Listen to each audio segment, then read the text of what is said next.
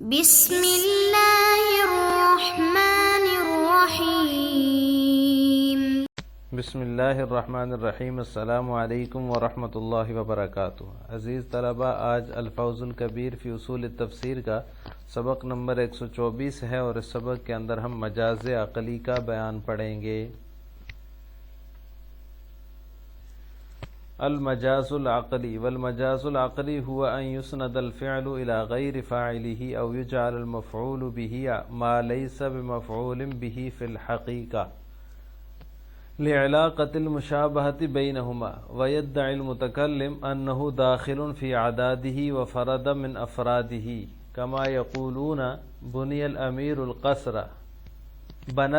القصر مع أن الباني بعض البنائين، وكما يقولون أنبت الربيع البقرة مع أن المنبت هو الله سبحانه وتعالى في فصل الربيع، واللہ اعلم بالصواب۔ اس کا ترجمہ یہ ہے، مجاز عقلی یہ ہے کہ فعل کی نسبت غیر فاعل کی طرف کی جائے،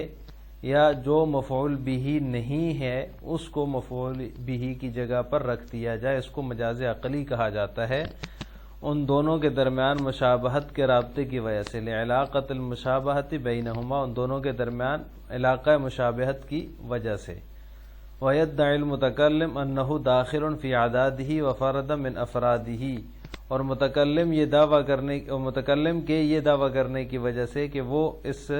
کے درجے میں ہے، یعنی مفعول به کے درجے میں ہے، اور وہ اسی جنس کا ایک فرد ہے، وَفَرَدَ مِنْ أَفْرَادِهِ، کما یقولون، جیسے کہ کہا جاتا ہے، بن الامیر القصر، حاکم نے محل تعمیر کیا، مع ان البانی بعض البنائین، حالانکہ تعمیر کرنے والا کوئی معمار ہوتا ہے، وکما یقولون انبت الربیع البقرہ،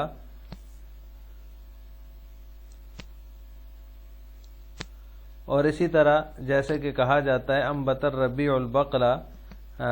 موسم بہار نے سبزہ اگایا، مع ان المنبت هو اللہ سبحانہ وتعالی، باوجود اس کے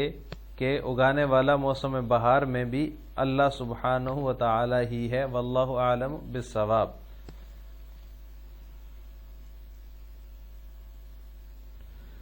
یہاں سے مصنف رحمہ اللہ تعالی آخری جو ان 5 چیزوں میں جو سب سے آخر میں ہے مجاز عقلی، اس کا بیان فرما رہے ہیں کہ مجاز عقلی کس کو کہتے ہیں اور اس کا کیا مطلب ہے۔ تو مجاز عقلی کی تعریف یہ ہے کہ فعل کی نسبت غیر فاعل کی طرف کر دی جائے، یا جو چیز مفعول به نہیں ہے حقیقتاً اس کو مفعول به کی جگہ رکھ دیا جائے، کیونکہ فعل اور مفعول کے درمیان، اسی طرح فاعل اور فعل کے درمیان جو ہے وہ غیر فاعل جو ہے اس کی نسبت فاعل کی طرف نہیں ہوتی، فعل کی نسبت فاعل کی طرف نہ ہو بلکہ فعل کی نسبت مفعول به کی طرف ہو جاتی ہے، تو وہ حالانکہ حقیقت میں وہ مفعول به نہیں ہے، لیکن اس کو مفعول به کی جگہ پر رکھ دیا جاتا ہے، کیونکہ اس فعل اور مفعول به کے درمیان جو ہے وہ مشابہت ہوتی ہے، علاقہ مشابہت کی وجہ سے اس کو جو ہے وہ فعل کی نسبت مفعول به کی طرف کر دی جاتی ہے، جو کہ حقیقتاً مفعول به نہیں ہے، اس کو مجاز عقلی کہا جاتا ہے۔ یہاں پر عبارت کے اندر جو ذکر کیا، انہ داخل فی عدادہ، تو اعداد کا جو لفظ ہے بکسر العین، اور عداد بھی اس کو کہا جاتا ہے، اس کا اصل معنی ہوتا ہے شمار کرنا، اور اسی طرح یہ زمرہ کے معنی میں بھی لیا جا سکتا ہے، یعنی زمرے میں یہ چیز آتی ہے یا شمار میں یہ چیز آتی ہے، اس کو جو ہے اعداد کا یہ معنی ہے۔ دوسرے نمبر پر ہے مجاز عقلی۔ مجاز عقلی کس کو کہتے ہیں؟ مجاز عقلی کسی فعل یا معنی کو اصل فاعل سے ہٹا کر کسی اور سے منسوب کر دینا، یعنی فعل یا اس کے معنی کو اصل فاعل سے ہٹا کر کسی اور سے منسوب کر دینا، یہ مجاز عقلی کا معنی ہے۔ ایک تعریف وہ ہے جو اوپر متن میں شاہ صاحب رحمہ اللہ تعالی نے کی ہے، اور دوسری تعریف یہ ہے آسان الفاظ میں کہ کسی فعل یا معنی فعل کو اصل فاعل سے ہٹا کر کسی اور سے منسوب کر دینا۔ جیسے اس کی مثالیں، عدالت نے پھانسی دے دی، حالانکہ عدالت تو پھانسی نہیں دیتی نا، جج پھانسی دے رہا ہوتا ہے، یا پھر وہ جو پھانسی گھاٹ پہ جو ہوتا ہے کیا کہتے ہیں اس کو، وہ جو پھانسی دینے کے لیے متعین ہوتا ہے داروغہ، اس نے پھانسی دی، عدالت نے تو فیصلہ سنایا پھانسی کا، تو فاعل کی طرف جو ہے وہ نسبت جو ہونی تھی اس کو غیر فاعل کی طرف کر دیا، تو یہ مجاز عقلی ہے۔ اسی طرح حتی یتوفاہن الموت، یہ بھی اسی کی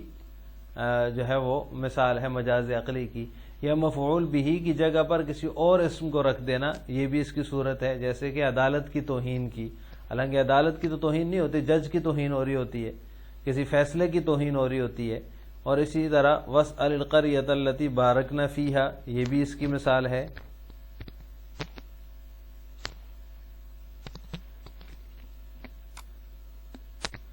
اسی طرح نمبر 3 جو ہے وہ علاقہ مشابہت، تیسری چیز جو بیان کی ہے وہ علاقہ مشابہت بیان کی ہے کہ فعل کی نسبت غیر فاعل کی طرف ہو، یا مفعول بہ غیر مفعول بہ کو مفعول بہ کی جگہ پر رکھ دیا جائے علاقہ مشابہت کی وجہ سے، کیونکہ ان کے درمیان جو ہے وہ مشابہت کا رابطہ ہوتا ہے اس کی وجہ سے۔ تو علاقہ مشابہت سے کیا مراد ہے؟ تو اس کا مطلب اور اس کا مطلب یہ ہے علاقہ مشابہت کا کہ فعل کی ملابست ہے، یعنی علاقہ مشابہت سے مراد فعل کی ملابست ہے، یعنی مجاز عقلی میں فعل فاعل سے ہٹا کر اسی اسم کی طرف منسوب کیا جائے گا جس کا فعل سے کوئی رابطہ ہو، یعنی اس میں فعل میں اور اس کے اندر فاعل جس کو ہٹایا گیا ہے اور اس کی جگہ مفعول بہ کو لایا گیا، تو وہ مفعول بہ کے اور فعل کے درمیان جو ہے وہ ملابست ہوتی ہے، فعل سے کوئی نہ کوئی اس کا رابطہ ہوتا ہے، ایسے اسم کی طرف ہی منسوب کیا جائے گا۔ تو اسی طرح مفعول بہ کی جگہ پر بھی وہی اسم لایا جائے گا جس کا فعل سے کوئی نہ کوئی تعلق ہوتا ہے، جیسے کہ ظرف ہے، سبب ہے، اور اسی طرح مفعول ہے۔ تو ان سب کا جو ہوتا ہے وہ فعل سے رابطہ ہوتا ہے، کسی نہ کسی طرح کا تعلق ہوتا ہے، تو اس کو اس وجہ سے اس کی طرف منسوب کر دیا جاتا ہے۔ تو علاقہ مشابہت سے یہ مراد ہے، یعنی فعل کی ملابست مراد ہے اس سے۔ فعل مجاز عقلی میں فعل فاعل سے ہٹا کر جب اس کی طرف منسوب کیا تو وہ اس ملابست کی وجہ سے کیا جس کا فعل سے رابطہ ہے، تو علاقہ مشابہت سے یہ مراد ہے۔ اسی طرح لعلاقۃ المشابہۃ بینہما وادعاء المتکلم، متکلم کے دعوے کی بات کی ہے متن کے اندر، تو ادعاء المتکلم سے کیا مراد ہے، کیا مطلب ہے؟ تو اس کا مطلب یہ ہے کہ متکلم جس غیر فاعل یا غیر مفعول بہ کا تذکرہ کرے اسے فعل کے ملابسات اور متعلقات میں شمار بھی کرتا ہو، یعنی فاعل کا یہ دعویٰ ہو کہ جس کی طرف جو ہے وہ نسبت میں کر رہا ہوں، یعنی فعل کی نسبت غیر فاعل کی طرف یا مفعول بہ کی طرف جو کہ غیر مفعول بہ ہے، حالانکہ وہ مفعول بہ نہیں ہے حقیقت، اس کی طرف جو نسبت کر رہا ہو تو متکلم کا جو ہے وہ اس سے ملابست کا اور اس کے متعلقات میں اس کو وہ متکلم شمار بھی کرتا ہو،